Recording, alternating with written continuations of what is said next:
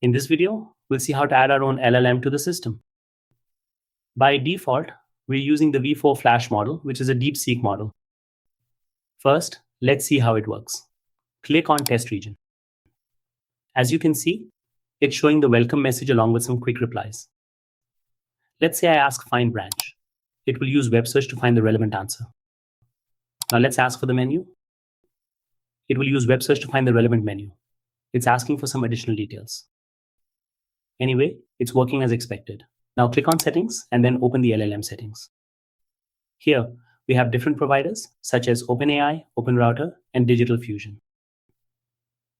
If you have another LLM provider or API, you can use that as well. I'm using OpenAI. Simply select the model you want to use. I'll select GPT 5.4. Now click Save.